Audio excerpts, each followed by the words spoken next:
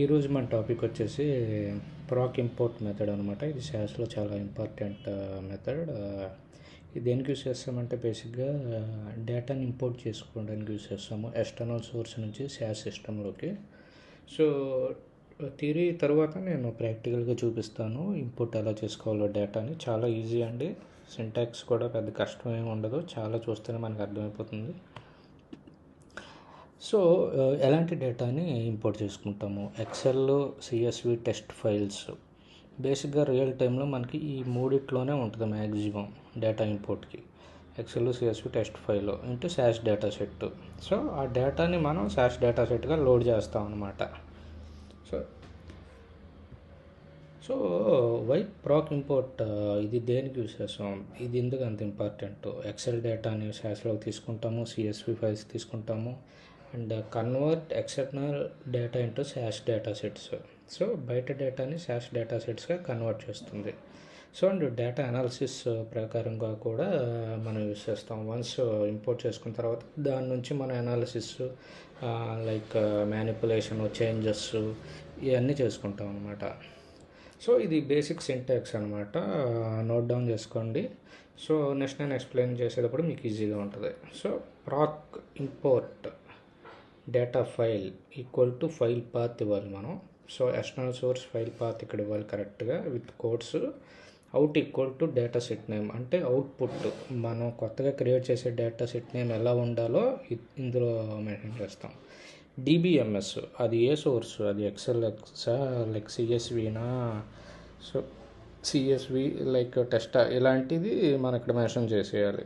So ఇప్పుడు నేను XLSX మీకు ఇంపోర్ట్ చేసి చూపిస్తాను. రీప్లేస్ అనమాట next. So get names equal to yes and run, ఇది సింటాక్స్ అనమాట. సో ఇది బేసికల్గా ఇలా ఉంటుందన్నమాట.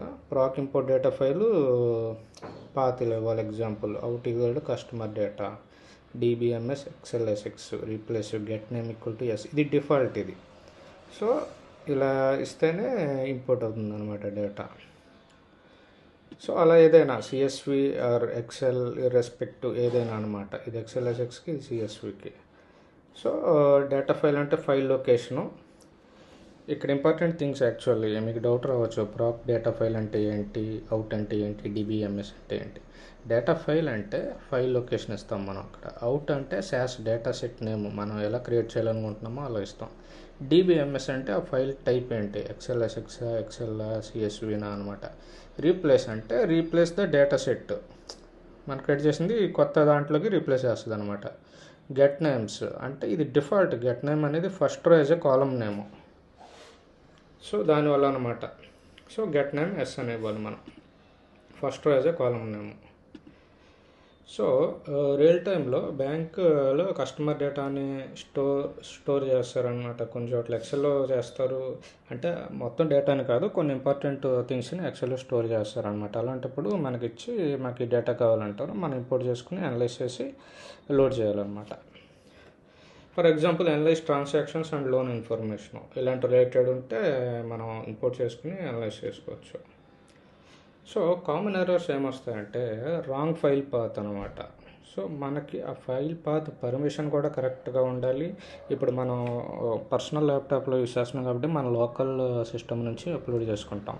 సో కంపెనీలో మనం వన్స్ రియల్ టైంలోకి వెళ్ళినప్పుడు అక్కడ పాత్స్ డిఫరెంట్ ఉంటాయి, వాటికి పర్మిషన్స్ కూడా కావాలి. అదంతా చూసుకుని పెట్టుకోవాలి మనం. డిబిఎంఎస్ వచ్చేసి టైప్ మిస్ మ్యాచ్ అయినా ఎర్రర్ వస్తుంది. For example excel file import చేసుకుంటున్నాను, డిబిఎంఎస్ ఈక్వల్ టు సిఎస్వి ఇస్తాను, ఇష్యూ వస్తుంది, ఎర్రర్ వస్తుంది.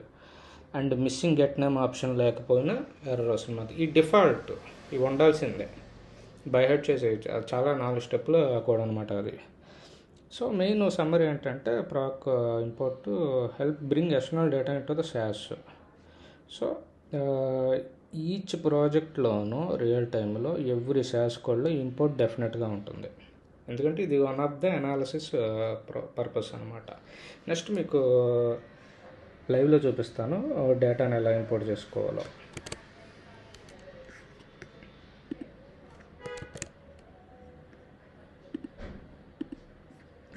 సో ఇది శాష్ స్టూడియో అనమాట. మీరు ఇంతకుముందు వీడియోలో చూస్తే ఎలా మనం ఎన్రోల్ చేసుకోవాలి ఫ్రీగా శాష్ స్టూడియో అని ఉంది. ఇప్పుడు ఆల్రెడీ నేను అప్లోడ్ చేసేసాను. ఇక్కడ అప్లోడ్ ఆప్షన్ ఉంటుంది లెఫ్ట్ సైడ్, మీరు చూస్తే అది క్లిక్ చేసుకుని మీరు గూగుల్లో ఏదైనా డేటాను డౌన్లోడ్ చేసుకోండి. సో ఫ్రీ శాంపుల్ డేటా చాలా ఉంటుంది. ఇక్కడ నేను శాష్ ట్రైనింగ్ ట్రాన్సాక్షన్ అప్లోడ్ చేశాను నేను. సో ఇప్పుడు దీన్ని ఇంపోర్ట్ చేసుకుంటాను నేను. ఎలా క్వైరీ రాస్తాను అనమాట, ప్రాక్ ఇంపోర్ట్ డేటా ఫైల్ మనం టైప్ చేసేటప్పుడే వచ్చేస్తాయి అనమాట. సో ఈక్వల్ టు, ఇప్పుడు నేను పాత్ తీసుకుంటున్నాను. మనం ఇంతకుముందు స్లైడ్స్లో ఎక్స్ప్లెయిన్ చేసినట్టు పాత్ మనం కరెక్ట్గా తీసుకోవాలి. సో పాత్ తీసుకుంటాను అనమాట నేను.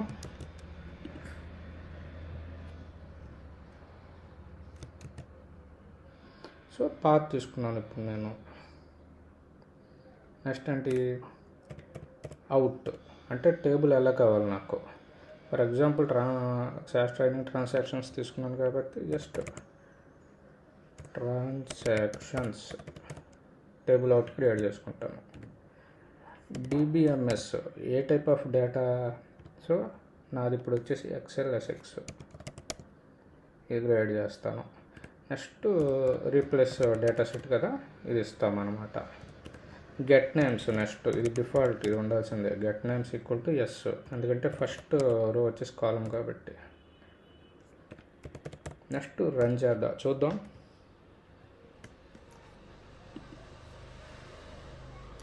సో శాష్ ట్రైనింగ్ ట్రాన్సాక్షన్ లోడ్ అయిపోయింది కరెక్ట్గా. ఇందులో ఏమున్నాయి ఫీల్డ్స్ వస్తే మీరు transaction ID, customer ID, date, amount, type